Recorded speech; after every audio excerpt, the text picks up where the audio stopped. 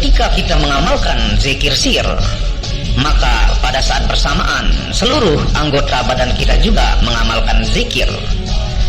Akan tetapi ketika kita mengamalkan zikir lisan, maka hanya lisan kita saja yang mengamalkannya. Jika asma Allah diucapkan sekali saja dengan lisan, itu disebut zikir mengingat lisan. Namun jika nama Allah diingat dengan hati, maka itu akan sebanding dengan 35 juta ucapan-ucapan zikir lisan. Itulah zikir hati atau zikir sir. Ada 35 juta pembuluh darah dalam tubuh dan semua terhubung ke jantung. Jika nama Allah Subhanahu wa ta'ala diucapkan bahkan sekali saja dengan hati, maka semua yang mengalir mengucapkan juga. Rasulullah Shallallahu Alaihi Wasallam bersabda, "Wahai Abu Zar, berzikirlah kepada Allah dengan zikir khamilan." Abu Zar bertanya, "Apa itu khamilan?" Sabda Rasulullah, "Khafi atau dalam hati." Dalam Mizan Al-Hikmah 3435. Tahap pertama zikir adalah zikir lisan, kemudian zikir kolbu yang cenderung diupayakan dan dipaksakan. Selanjutnya zikir kolbu yang berlangsung secara lugas tanpa perlu dipaksakan. Serta yang terakhir adalah ketika Allah Subhanahu wa ta'ala sudah berkuasa di dalam kolbu, disertai sirnanya zikir itu sendiri. Inilah rahasia dari sabda Nabi Shallallahu Alaihi Wasallam, "Siapa ingin bersenang-senang di taman surga, perbanyaklah mengingat Allah." Tanda bahwa sebuah zikir sampai pada sir atau nurani yang terdalam yang menjadi tempat cahaya penyaksian adalah ketika pelaku zikir dan objek zikirnya lenyap tersembunyi. Zikir sir terwujud ketika seseorang telah terliputi dan tenggelam di dalamnya. Tandanya, apabila engkau meninggalkan zikir tersebut, ia tak akan meninggalkanmu. Zikir tersebut terbang masuk ke dalam dirimu untuk menyadarkanmu dari kondisi tidak sadar kepada kondisi hudur atau hadirnya kolbu. Salah satu tandanya, zikir itu akan menarik kepalamu dan seluruh organ tubuhmu sehingga seolah-olah tertarik oleh rantai. Indikasinya, zikir tersebut tidak pernah padam dan cahayanya tak pernah redup. Namun, engkau menyaksikan cahayanya selalu naik turun, sementara api yang ada di sekitarmu senantiasa bersih menyala.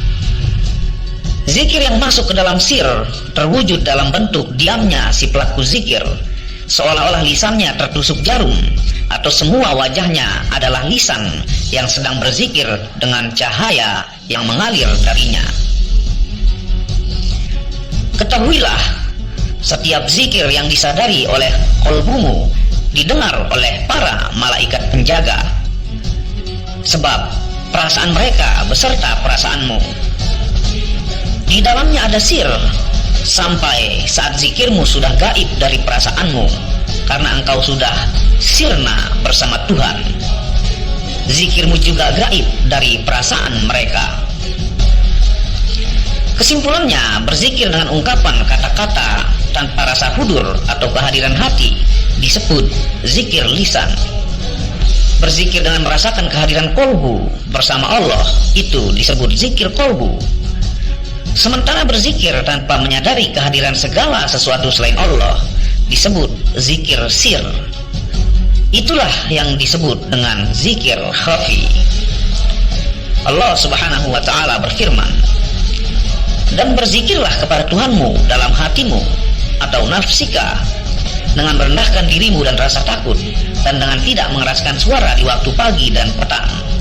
Dan janganlah kamu termasuk orang yang lalai." Quran surah 7 ayat 205. Rezeki lahiriah terwujud dengan gerakan badan. Rezeki batiniah terwujud dengan gerakan kolbu. Rezeki sir terwujud dengan diam, sementara rezeki akal terwujud dengan fana dari diam, sehingga seorang hamba tinggal dengan tenang untuk Allah dan bersama Allah. Nutrisi dan makanan bukanlah konsumsi rohani, melainkan konsumsi badan. Adapun yang menjadi konsumsi rohani dan kolbu adalah mengingat Allah, Zat yang maha mengetahui segala yang gaib. Allah Subhanahu wa ta'ala berfirman, orang-orang beriman dan kolbu mereka tentram dengan mengingat atau zikir kepada Allah. Semua makhluk yang mendengarmu sebenarnya juga ikut berzikir bersamamu, sebab engkau berzikir dengan lisanmu, lalu dengan kolbumu, kemudian dengan nafsmu, kemudian dengan rohmu, selanjutnya dengan akalmu, dan setelah itu dengan sirmu. Bila engkau berzikir dengan lisan, pada saat yang sama semua benda mati akan berzikir bersamamu. Bila engkau berzikir dengan kolbu, pada saat yang sama alam beserta isinya ikut berzikir bersama kolbumu. Bila engkau berzikir dengan nafsmu, pada saat yang sama seluruh langit beserta isinya juga turut berzikir bersamamu. Bila engkau berzikir dengan rohmu, pada saat yang sama singgasana Allah atau Ars beserta seluruh isinya ikut berzikir bersamamu. Bila engkau berzikir dengan akalmu, para malaikat pembawa Ars dan roh orang-orang yang memiliki kedekatan dengan Allah Subhanahu wa ta'ala juga ikut berzikir bersamamu. Bila engkau berzikir dengan sirmu, Ars beserta seluruh isinya turut berzikir hingga zikir tersebut bersambung dengan zatnya. Imam Al-Baqir dan Imam Asy-Syadiq berkata, para malaikat tidak mencatat amal soleh seseorang kecuali apa-apa yang didengarnya. Maka ketika Allah Subhanahu wa ta'ala berfirman, berzikirlah kepada Tuhanmu dalam hatimu atau nafsika, tidak ada seorang pun yang tahu seberapa besar pahala zikir di dalam hati dari seorang hambanya kecuali Allah Subhanahu wa ta'ala sendiri. Di dalam riwayat lainnya disebutkan bahwa Rasulullah Shallallahu alaihi wasallam bersabda, zikir diam atau khafi 70 kali lebih utama daripada zikir yang terdengar oleh para malaikat pencatat amal. Al-Hadis. Bila sang hamba mampu melanggengkan zikir khafi, maka ia akan merasakan kehadirannya di semua tempat dan merasakan pengawasannya dan jutaan nikmat-nikmatnya. Perasaan akan kehadirannya ini akan mencegah sang hamba dari berbuat dosa dan maksiat. Jika di hadapan anak yang sudah akil balik saja manusia malu untuk berbuat dosa dan membuka auratnya, maka bagaimana ia tidak malu untuk membuka auratnya di hadapan Sang Khalik? Mengapa kita tidak merasa sungkan dan malu berbuat hal-hal yang tidak layak di hadapan Sang Khalik? Itu karena keyakinan kita atas kehadirannya di setiap eksistensi tidak sebagaimana keyakinan kita ketika kita melihat kehadiran sang anak yang akil balik tersebut.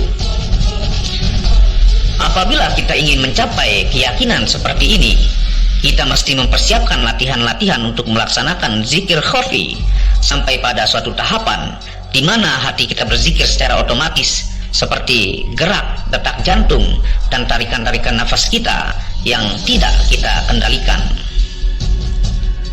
Imam Ali Zainal Abidin di dalam doanya, Ilahi, ilhamkanlah kepada kami zikir kepadamu di kesendirian maupun di keramaian, di malam hari maupun di siang hari, secara terang-terangan maupun secara rahasia atau sembunyi, di saat gembira maupun di saat kesusahan. Jadikanlah hati kami menjadi senang dengan berzikir al-khafi. Dalam kitab Bihar Al-Anwar 94 151. Wallahu a'lamu bishawab.